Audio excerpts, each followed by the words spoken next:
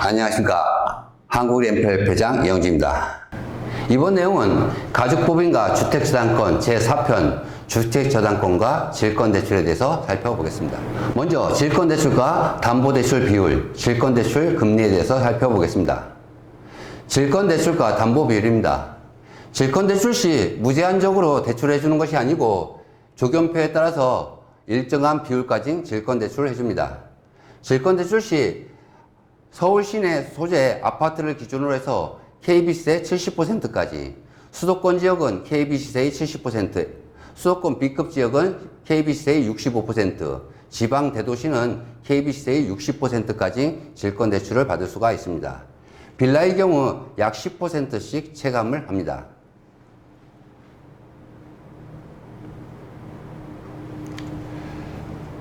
질권대출과 금리입니다. 주택저당채권 질권대출 금리입니다. 질권대출 금리는 한국은행 기준금리와 연동돼서 움직입니다. 보통은 한국은행 기준금리에 약 6% 가상금리를 적용해서 질권대출 금리가 형성됩니다. 이 질권대출 금리는 금융시장의 상황에 따라서 1년 단위로 질권대출 금리는 변동을 합니다. 일반적으로 질권대출 금융시장의 금리는 8%에서 9% 사이입니다. 질권대출이 평균 금리는 연 8.4% 정도에 형성되고 있습니다. 따라서 1억 원을 가족법인을 만들어서 1억 원을 주택저당채권에 투자 시 매월 70만 원의 이자 소득을 올릴 수가 있습니다. 또한 가족법인의 1인당 최대 21억 원까지 무상대여금을 이용해서 이 질권대출 상품에 투자 시 월 1,500만 원의 이자 소득을 올릴 수가 있습니다. 그러면 이 질권대출을 받을 수 있는 대부회사의 조건에 대해서 살펴보겠습니다. 아무 대부회사나 질권대출을 해주는 건 아닙니다. 아래 조건은 한국NPL협회의 질권대출 시 조건입니다. 질권대출을 받을 수 있는 대부회사의 조건입니다. 질권대출을 받을 수 있는 대부회사의 조건은 아래 두 가지 조건을 갖추고 있어야 됩니다. 첫 번째로 주택담보대출 채권 잔액이 100억 원 이상이 있어야 됩니다. 100억 원 이상 있어야 된다는 얘기는 이 대부회사가 그동안 담보대출을 할 수 있는 업력과 능력이 있는지를 확인하기 위해서 연 100억 이상 정도의 담보대출을 취급할 수 있는 능력이 되는 대부회사를 상대로 합니다. 두 번째로 법인의 자본 총계가 20억 이상이어야 됩니다. 그래서 자본금이 2억이나 3억 중 조그만 대부회사는 이 질권대출을 받을 수가 없고요. 자본 총계가 20억. 자본금이 아닙니다. 자본 총계. 자본 총계는 자본금 플러스 이익잉여금 또는 이익잉여 손실금입니다. 그래서 100억 이상 주택담보대출을 갖고 있고 자본 총계가 20억인 회사가 질권대출을 받을 수 있는 일반적인 조건입니다. 국내 대부회사 현황을 보면 2022년 11월 말을 기준으로 한국대부금융협회는 금감원 등록 대부업법인이 988군데, 지자재 등록 대부법인이 6,824개, 총 합해서 약 8,000개 정도의 대부회사가 있습니다. 이 중에서 상기 두 가지 조건을 충족하는 대부회사 비율은 1차 조건으로 주택담보대출 채권 잔액이 100억 원 이상 대부회사는 약 180개 회사로 전체 대부회사 중 약 2.3% 정도에 해당합니다.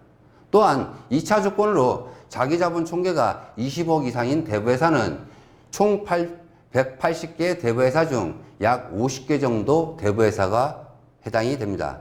따라서 전체 대부회사 중 약 0.6%만 이 질권대출 상품에 대출을 받을 수가 있게 되겠습니다. 다음은 질권대출 담보물인 주택이 경매가 진행되는 경우입니다.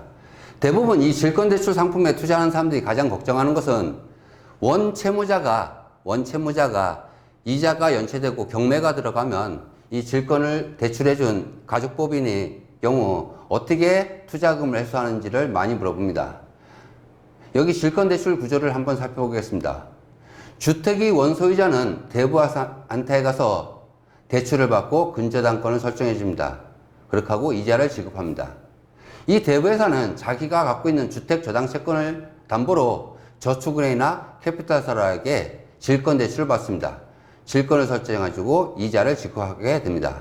근데 원소유자가 원소이자가 이자가 연체가 발생하는 경우입니다. 이자가 연체 발생하는 경우 대부회사는 이 저축은행과 캐피탈 사이 채무자는 이 대부회사입니다. 따라서 대부회사는 원채무자가 이자가 연체된 거와 상관없이 저축은행이나 또는 캐피탈사에 이자를 지급합니다.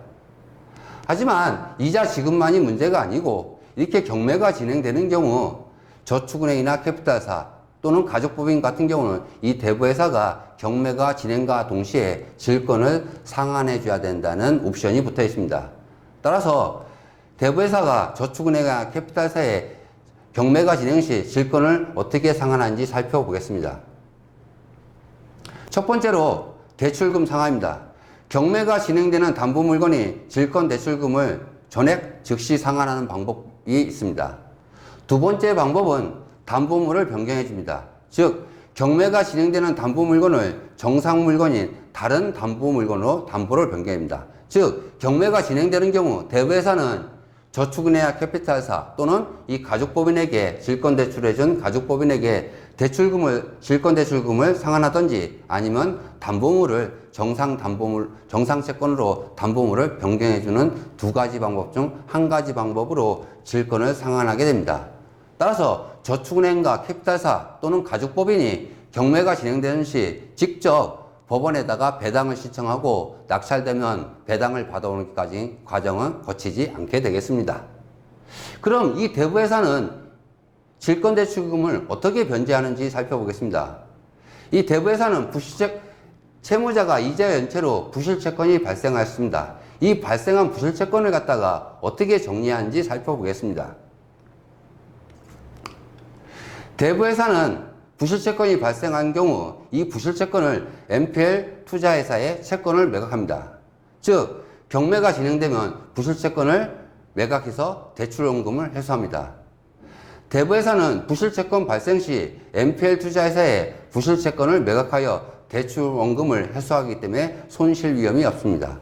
즉 대부회사는 원채무자인 주택 소유자가 이자가 연체되고 경매가 진행되는 경우 이 발생한 부실채권을 NPL 투자회사에 매각을 하기 때문에 매각된 대금으로 저축은행이나 캐피탈사 또는 가족법인에게 상환을 할 수 있기 때문에 이 대부회사도 원금 상환에 대해서 부담이 없습니다.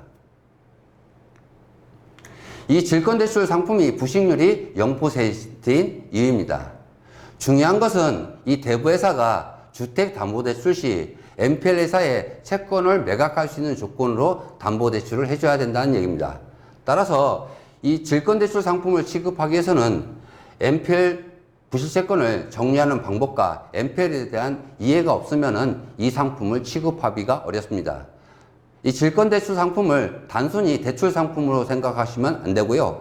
이 질권대출 상품은 이 상품에 부실이 발생했을 때 부실채권 매각 시장을 통해서 매각할 수 있는 이 구조와 시스템을 갖다가 이해하고선 이 상품을 운영하면은 부실률 제로인 상품이 되는 가장 안전한 투자 상품일 뿐만 아니라 투자 수익률도 연 8.4% 나오는 안전한 수익용 투자 상품입니다.